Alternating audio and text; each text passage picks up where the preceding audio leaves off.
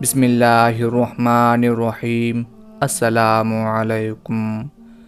انمار خزایہ مکہ معظمہ میں غلاموں کی منڈی میں گئی۔ وہ چاہتی تھی کہ ایک ایسا غلام خرید لائے جس سے وہ گھریلو خدمت بھی لے اور اسے کوئی کاروبار بھی سکھلا دے جو اس کے لیے مالی طور پر مفید اور نفع بخش ثابت ہو۔ وہ ان غلاموں کو بغور دیکھنے لگی جنہیں بیچنے کے لیے منڈی میں لایا گیا تھا۔ اس کی نگاہ انتخاب ایک ایسے بچے پر پڑی جو صحت مند تھا اور ابھی وہ سن بلوغت کو نہیں پہنچا تھا۔ شرافت کے آثار اس کے چہرے سے نمایاں تھے۔ اسے یہ ہونہار بچہ پسند آ گیا، قیمت ادا کی اور اسے اپنے ساتھ لے کر گھر کی طرف روانہ ہو گئی۔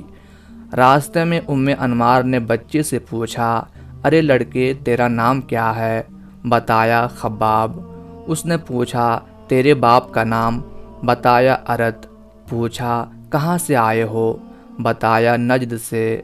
اس نے کہا، پھر تو تم عربی ہو؟ کہا، ہاں، میں عربی اور قبیلہ بنو تمیم سے تعلق رکھتا ہوں۔ انمار نے پوچھا، یہاں مکہ میں تم غلاموں کے سوداگروں کے ہاتھ کیسے چڑھ گئے؟ بتایا، ہمارے محلہ میں ایک عرب قبیلے نے لوٹ مار کی، ہمارے مویشی ہانک کر لے گئے، عورتوں کو گرفتار کر لیا، بچوں کو بھی اپنے قبضے میں لے لیا۔ ان بچوں میں میں بھی تھا جو ہاتھوں ہاتھ بکتا ہوا یہاں پہنچا اور اب میں آپ کے قبضے میں ہوں۔ انمار نے اس لڑکے کو مکہ کے ایک مشہور کاریگر کے حوالے کیا تاکہ وہ اسے تلوار بنانا سکھا دے۔ اس لڑکے نے بڑی ہی جلدی تلوار بنانے میں مہارت حاصل کر لی۔ جب خباب ایک اچھا کاریگر بن گیا تو انمار نے اس کے لیے ایک دکان کرائے پر لے لی اور اسے اس میں کام کاج کے لیے بٹھا دیا تاکہ اس فن سے مالی فوائد حاصل کرے۔ حضرت خباب تھوڑے ہی عرصے میں اپنے فن میں ماہر ہو گئے۔ لوگ ان کے ہاتھ کی بنی ہوئی تلواریں بڑے شوق سے خریدنے لگے، اس لیے کہ یہ خوش اخلاق، نرم خو، شیریں گفتار ہونے کے ساتھ ساتھ تلوار بہت مضبوط، نفیس، اعلیٰ قسم کی بناتے تھے۔ حضرت خباب نوعمری کے باوجود بڑے زیرک، معاملہ فہم اور دانشور تھے۔ جب وہ اپنے کام سے فارغ ہوتے تو اکثر جاہلیت سے مرعوب عرب معاشرے کی حالت زار پر غور و فکر کیا کرتے، جو پاؤں کے تلووں سے لے کر سر کی چوٹی تک شر و فساد میں غرق ہو چکا تھا۔ عرب معاشرے کی جہالت، گمراہی اور ظلم و ستم دیکھ کر ان کا دل دہل جاتا اور وہ اس احساس سے کانپ اٹھتے کہ میں بھی تو اسی معاشرے کا ایک فرد ہوں، اور اکثر کہا کرتے تھے کہ اس شب تاریک کی بالآخر سحر بھی ہوگی، اور ان کی یہ دلی تمنا تھی کہ مجھے عمر دراز ملے تاکہ میں اپنی آنکھوں سے اندھیرے کا انجام اور صبح نور کا دل آویز طلوع دیکھ سکوں۔ حضرت خباب کو زیادہ دیر انتظار نہ کرنا پڑا کہ ایک روز انہیں دلربا خبر ملی کہ بنو ہاشم کے ایک نوجوان حضرت محمد صلی اللہ علیہ وآلہ وسلم نے نبوت کا اعلان کر دیا ہے اور وہ اپنے دہن مبارک سے نورانی کلمات کے ذریعے انسانی دلوں کو مسخر کر رہے ہیں۔ یہ خبر سنتے ہی ان کی خدمت اقدس میں حاضر ہوئے۔ دل پذیر، نصیحت آموز نورانی کلمات سنتے ہی یوں معلوم ہوا کہ آپ کے دہن مبارک سے موتیوں کی لڑیاں یا مصری کی ڈلیاں گر رہی ہیں۔ آپ کی باتوں نے ان کے دل پر ایسا اثر کیا کہ فوراً اپنا ہاتھ بڑھایا، آپ کے ہاتھ پر بیعت کی اور زبان سے پکار اٹھے، اشہد ان لا الہ الا اللہ و اشہد ان محمدًا عبدہ و رسولہ۔ میں گواہی دیتا ہوں کہ اللہ کے سوا کوئی معبود حقیقی نہیں اور حضرت محمد صلی اللہ علیہ وآلہ وسلم اللہ کے بندے اور اس کے رسول ہیں۔ اس روئے زمین پر بسنے والے انسانوں میں سے چھٹے نمبر پر مسلمان ہونے کا اعزاز حاصل کیا۔ حضرت خباب رضی اللہ تعالی عنہ نے اپنے اسلام لانے کو کسی سے چھپایا نہیں۔ یہ خبر ان کی مالکہ انمار کو جب ملی تو وہ غصے سے بھڑک اٹھی، اپنے بھائی سبا بن عبد العزیٰ کو ہمراہ لیا اور یہ دونوں بنو خزاع کے نوجوانوں سے ملے، انہیں صورتحال سے آگاہ کیا اور حضرت خباب رضی اللہ تعالی عنہ کے مسلمان ہونے کی خبر دی اور ان کے خلاف نوجوانوں کو بھڑکایا پھر یہ سب مل کر حضرت خباب رضی اللہ تعالی عنہ کے پاس گئے۔ کیا دیکھتے ہیں کہ وہ اپنے کام میں منہمک ہے۔ انمار کا بھائی صبا آگے بڑھا اور کہا، اے خباب، ہمیں ایک ایسی خبر ملی ہے کہ ہمارے دل اسے صحیح نہیں مانتے۔ حضرت خباب رضی اللہ تعالی عنہ نے پوچھا، کون سی خبر؟ صبا نے کہا، یہ خبر مشہور ہو چکی ہے کہ تم بے دین ہو گئے ہو اور تم نے بنو ہاشم کے لڑکے کی پیروی اختیار کر لی ہے۔ حضرت خباب رضی اللہ تعالی عنہ نے یہ بات سن کر بڑے ہی نرم لہجے میں ارشاد فرمایا، میں بے دین نہیں ہوا، میں تو اللہ وحدہ لا شریک پر ایمان لایا ہوں۔ میں نے تمہارے بتوں کو پھینک دیا ہے اور میں نے یہ اقرار کیا ہے کہ حضرت محمد صلی اللہ علیہ وآلہ وسلم اللہ کے بندے اور اس کے رسول ہیں۔ حضرت خباب رضی اللہ تعالی عنہ کے منہ سے یہ کلمات نکلے ہی تھے کہ سب آپ پر ٹوٹ پڑے اور گھونسوں، جوتوں، لوہے کی سلاخوں اور ہتھوڑوں سے آپ کو اتنا مارا کہ آپ بے ہوش ہو کر گر پڑے اور آپ کے جسم کے مختلف حصوں سے خون کے فوارے پھوٹ نکلے۔ حضرت خباب رضی اللہ تعالی عنہ اور انمار کے مابین پیش آنے والے اس واقعے کی خبر مکہ میں جنگل کی آگ کی طرح پھیل گئی۔ لوگ حضرت خباب رضی اللہ تعالی عنہ کی جرأت سے ورطۂ حیرت میں پڑ گئے، کیونکہ انہوں نے اس سے پہلے یہ سنا ہی نہ تھا کہ کسی نے حضرت محمد صلی اللہ علیہ وآلہ وسلم کی اتباع اختیار کی ہو اور پھر لوگوں کے سامنے دلیری کا مظاہرہ کرتے ہوئے پوری وضاحت سے اپنے اسلام لانے کا اعلان کیا ہو۔ قریش کے بوڑھے حضرت خباب رضی اللہ تعالی عنہ کے اس جرأت مندانہ اقدام پر انگشتے بدندہ رہ گئے۔ انہوں نے دل میں سوچا، کیا ایک لوہار سے یہ توقع رکھی جا سکتی ہے کہ وہ اعلانیہ ہمارے خداؤں کو برا بھلا کہے اور ہمارے آباء و اجداد کے دین کو ہدف تنقید بنائے؟ انہیں اس بات کا یقین ہو گیا کہ آج خباب نے جس دلیری و شجاعت کا مظاہرہ کیا ہے، آگے چل کر اس میں مزید اضافہ ہوگا۔ قریش کا یہ اندیشہ درست ثابت ہوا۔ حضرت خباب رضی اللہ تعالی عنہ کی جرأت مومنانہ نے بیشتر صحابہ کرام رضی اللہ عنہم کو اس بات پر برانگیختہ کیا کہ وہ بھی اس طرح اپنے اسلام لانے کا برملا اعلان کریں، لہٰذا وہ یکے بعد دیگر کلمہ حق کا ببانگ دہل اعلان کرنے لگے۔ ایک روز قریش سردار کعبہ کے نزدیک اکٹھے ہوئے۔ ان میں ابو سفیان بن حرب، ولید بن مغیرہ اور ابو جہل بن ہشام کے علاوہ اور بھی سرکردہ سردار موجود تھے۔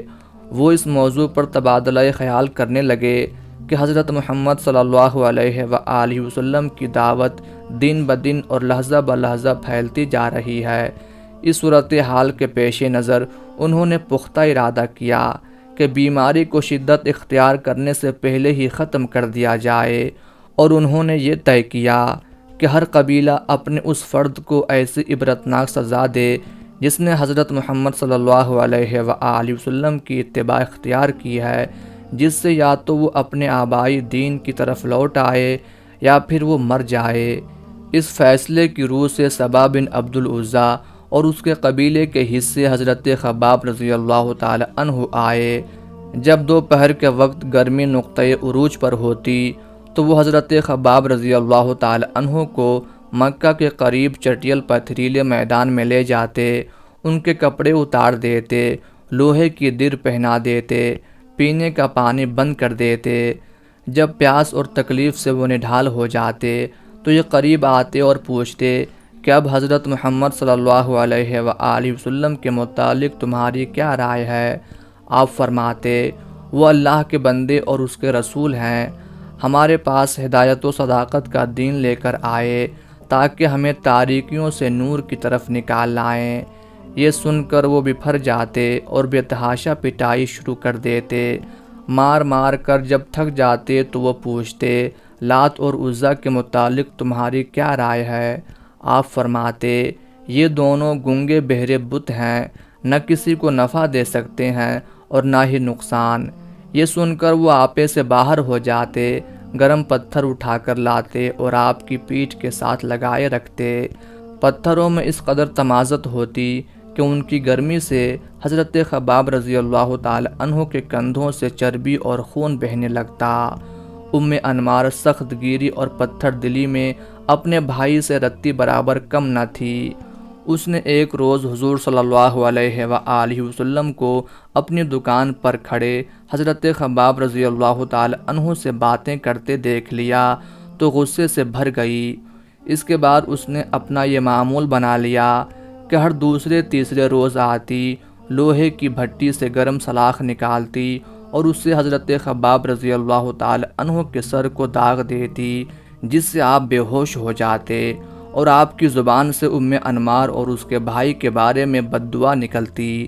جب رسول اکرم صلی اللہ علیہ وآلہ وسلم نے صحابہ کرام رضی اللہ عنہم کو مدینہ منورہ کی طرف ہجرت کی اجازت دے دی تو حضرت خباب بھی ہجرت کے لیے تیار ہو گئے، لیکن وہ اس وقت تک مکہ کو چھوڑنا نہیں چاہتے تھے جب تک اللہ سبحانہ و تعالی انمار کے خلاف کی گئی دعا کو قبول نہ فرما لیں۔ چند روز کے بعد انمار کے سر میں ایسا درد اٹھا کہ اس جیسا درد پہلے سننے میں نہ آیا۔ وہ شدت سے اس طرح کراہتی اور آواز نکالتی جس طرح کوئی کتا بھونکتا ہے۔ اس کے بیٹے کامل حکیم کی تلاش میں ہر جگہ پہنچے۔ حکماء نے اس کا یہ علاج تجویز کیا کہ اس کے سر کو لوہے کی گرم سلاخ سے داغا جائے، اس کے علاوہ اس کا کوئی اور علاج نہیں ہے۔ اس طرح اس کے سر کو لوہے کی گرم سلاخ سے داغا جانے لگا۔ جب گرم سلاخ سر کو لگتی تو اس کی تکلیف دہ تمازت سے سر کے درد کو کچھ دیر کے لیے بھلا دیتی۔ حضرت خباب رضی اللہ تعالی عنہ انصار مدینہ کی ضیافت میں ایسی راحت و آرام کی زندگی بسر کرنے لگے جس سے وہ ایک طویل مدت سے محروم تھے۔ نبی اقدس صلی اللہ علیہ وآلہ وسلم کا قرب ان کی آنکھوں کی ٹھنڈک کا باعث بنا۔ حضرت خباب نبی اکرم صلی اللہ علیہ وآلہ وسلم کے ہمراہ بدر میں شریک ہوئے اور آپ صلی اللہ علیہ وآلہ وسلم کے جھنڈے تلے لڑائی کے جوہر دکھلائے، اور اسی طرح غزوہ احد میں شریک ہوئے۔ میدان احد میں جب انہوں نے انمار کے بھائی صبا بن عبد العزیٰ کی لاش دیکھی تو بہت خوش ہوئے، آنکھوں کی ٹھنڈک نصیب ہوئی۔ صبا کو حضرت امیر حمزہ رضی اللہ تعالی عنہ نے موت کے گھاٹ اتارا تھا۔ اللہ تبارک و تعالی نے حضرت خباب رضی اللہ تعالی عنہ کو طویل عمر عطا کی، یہاں تک کہ انہوں نے خلفائے اربعہ کا دور دیکھا اور ہر دور میں انہیں ایک جلیل القدر صحابی کی حیثیت حاصل رہی۔ ایک روز حضرت عمر فاروق رضی اللہ تعالی عنہ کے پاس تشریف لائے۔ وہ اس وقت مسند خلافت پر جلوہ افروز تھے، تو حضرت عمر رضی اللہ تعالی عنہ نے حضرت خباب کو اپنی مسند پر بٹھایا اور فرمایا، تمام صحابہ میں آپ یا حضرت بلال رضی اللہ عنہما تو اس کے حقدار ہیں کہ اس مسند پر بٹھایا جائے۔ پھر آپ نے مشرکین کے ہاتھوں پہنچنے والی تکالیف کی روئے سنانے کا مطالبہ کیا تو آپ جواب دینے میں ہچکچائے۔ جب حضرت عمر رضی اللہ تعالی عنہ نے اصرار کیا تو آپ نے پیٹھ سے چادر سرکا دی، تو حضرت عمر رضی اللہ تعالی عنہ جسم پر زخموں کے نشانات دیکھ کر انگشتے بدندہ رہ گئے اور پوچھا، جسم میں یہ گہرے زخم کیسے آئے؟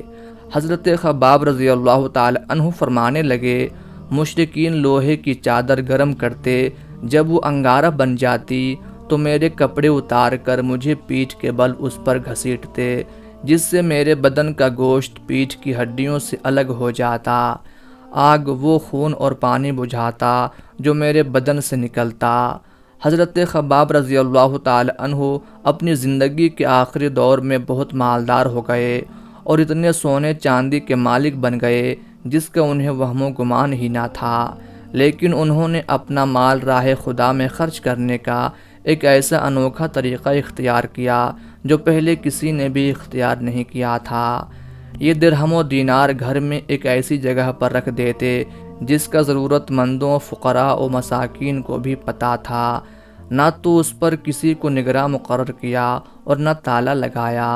ضرورت مند ان کے گھر آتے اور پوچھے اور اجازت طلب کیے بغیر اپنی ضرورت کے مطابق وہاں سے مال لے جاتے۔ اس کے باوجود انہیں یہ اندیشہ تھا کہ اس مال کے متعلق قیامت کے روز میرا حساب لیا جائے گا اور مبادا کہ مجھے اس کی وجہ سے عذاب میں مبتلا کر دیا جائے گا۔ آپ کے ہم نشین صحابہ رضی اللہ عنہم نے یہ بتایا۔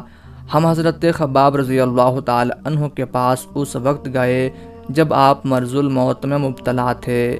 ہمیں دیکھ کر آپ نے ارشاد فرمایا، اس گھر میں میرے پاس 80,000 درہم ہیں، اللہ کی قسم میں نے کبھی ان کو کہیں چھپایا نہیں اور نہ کسی سائل کو میں نے محروم واپس لوٹایا۔